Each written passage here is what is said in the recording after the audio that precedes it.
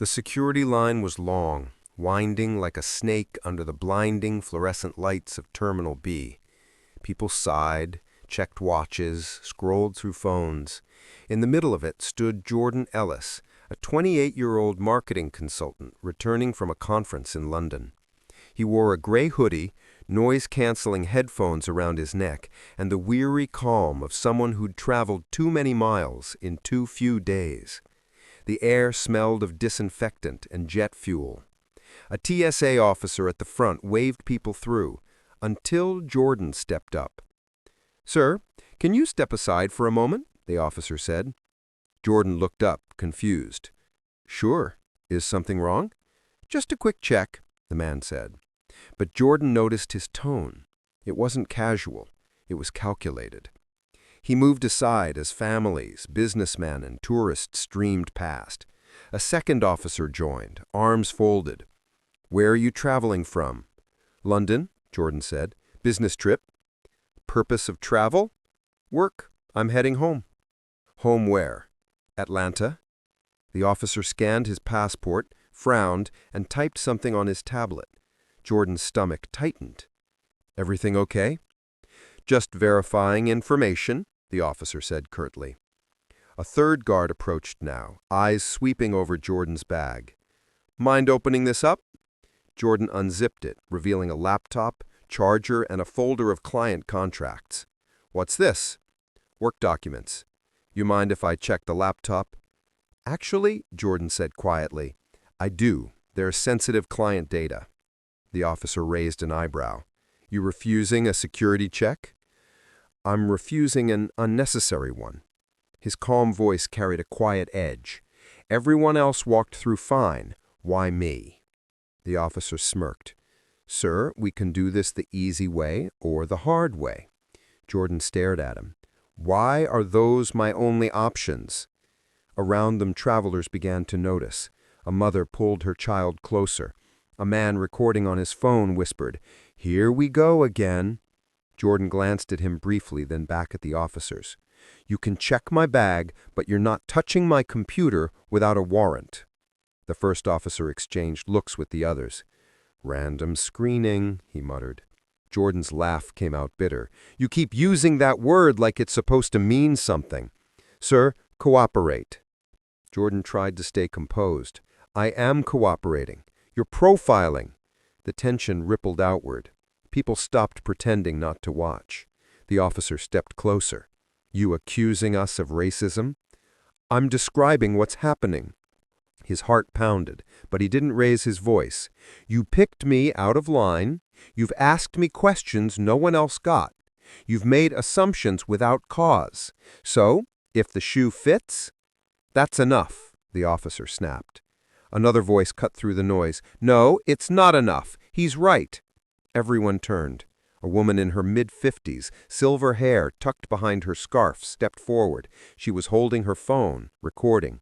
"I've been standing here 10 minutes. You've pulled him and only him. You want to explain that on camera?" The lead officer's jaw clenched.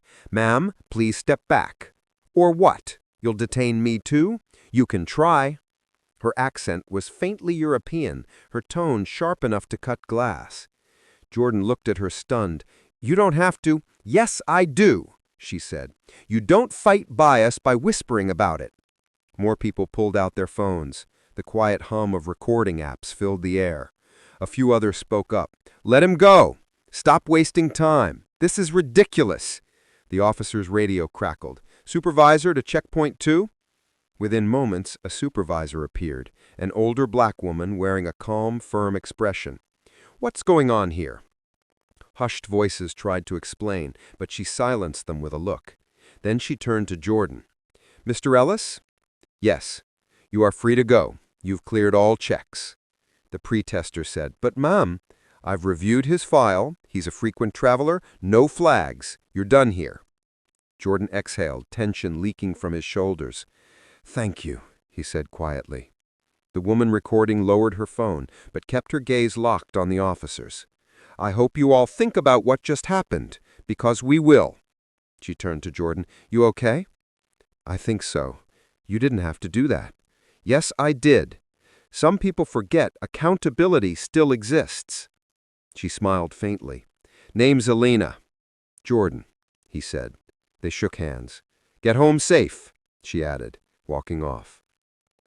Jordan moved through the terminal in a daze, adrenaline still humming in his veins.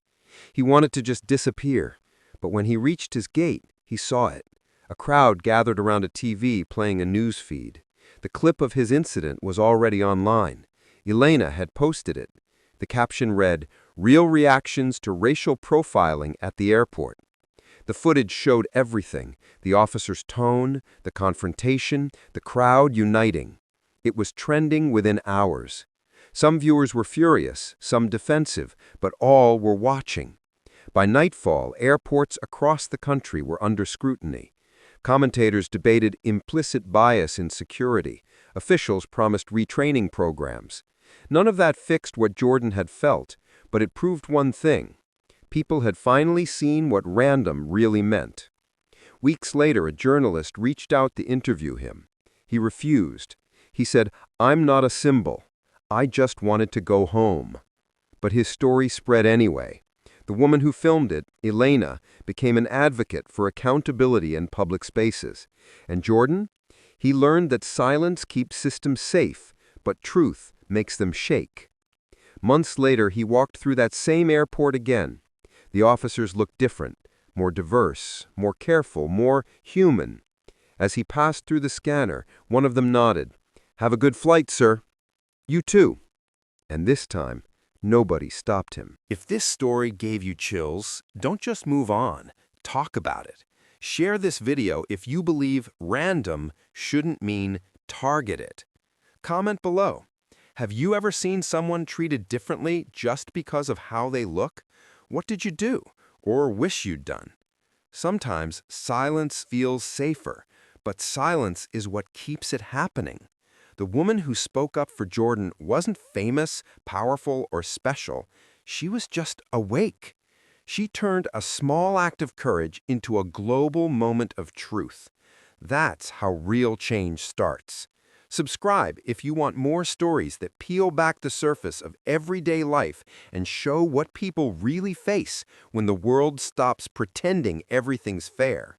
Because every airport, every checkpoint, every random screening tells a story. And sometimes the real power isn't in the policy, it's in the people who refuse to look away.